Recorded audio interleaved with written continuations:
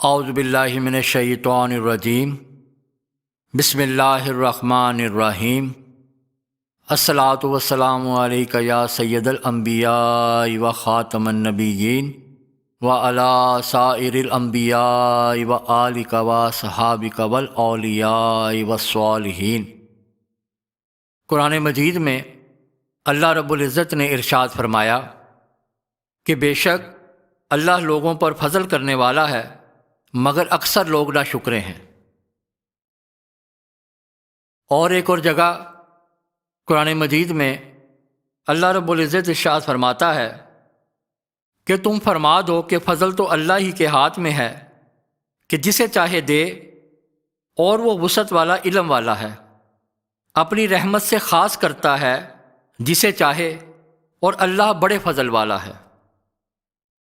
اور ایک اور جگہ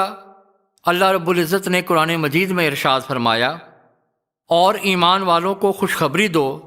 کہ ان کے لیے اللہ کا بڑا فضل ہے۔ اور اللہ رب العزت نے قرآن مجید میں ایک اور جگہ ارشاد فرمایا، اور میری رحمت ہر چیز کو گھیرے ہوئے ہے۔ اور ایک اور جگہ قرآن مجید میں اللہ رب العزت ارشاد فرماتا ہے کہ اللہ ہی بہترین حفاظت کرنے والا ہے، اور وہ سب رحم کرنے والوں سے بڑھ کر رحم کرنے والا ہے۔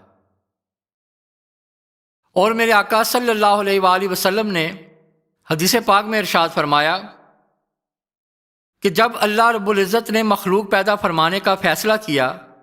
تو ایک تحریر لکھی جو رب کے پاس عرش کے اوپر موجود ہے کہ میری رحمت میرے غضب پر غالب ہے۔ اور میرے آقا صلی اللہ علیہ وآلہ وسلم نے ارشاد فرمایا کہ اللہ رب العزت فرماتا ہے کہ مجھے اپنی عزت و جلال اور بلند مقام کی قسم، میں ہمیشہ اس وقت تک بندوں کی مغفرت کرتا رہوں گا جب تک وہ مجھ سے مغفرت طلب کرتے رہیں گے۔ اور میرے آقا صلی اللہ علیہ وآلہ وسلم نے ایک اور حدیث پاک میں ارشاد فرمایا کہ اللہ رب العزت فرماتا ہے کہ اے ابن آدم،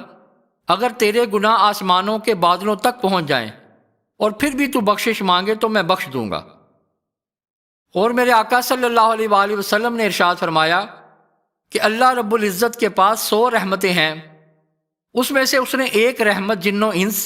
اور حیوانات و حشرات الارض میں نازل کی، جس سے وہ ایک دوسرے پہ شفقت کرتے ہیں اور رحم کرتے ہیں۔ اسی سے وحشی جانور اپنے بچوں پر رحم کرتے ہیں۔ اور اللہ رب العزت نے 99 رحمتیں بچا رکھی ہیں کہ ان سے قیامت کے دن اپنے بندوں پر رحم فرمائے گا۔ اور میرے آقا صلی اللہ علیہ وآلہ وسلم نے ارشاد فرمایا کہ اللہ رب العزت فرماتا ہے کہ جب میرا بندہ ایک بالشت میری طرف بڑھتا ہے تو میں ایک ہاتھ اس کی طرف بڑھتا ہوں، اور اگر وہ ایک ہاتھ میری طرف بڑھتا ہے تو میں 2 ہاتھ اس کی طرف بڑھتا ہوں، اور جب وہ میری طرف 2 ہاتھ بڑھتا ہے تو میں تیزی سے اس کی طرف بڑھتا ہوں۔ اور میرے آقا صلی اللہ علیہ وآلہ وسلم نے ارشاد فرمایا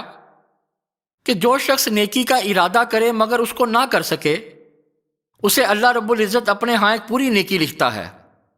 اور اگر ارادہ کرے اور اس نیکی کو کر بھی لے تو اسے اپنے ہاں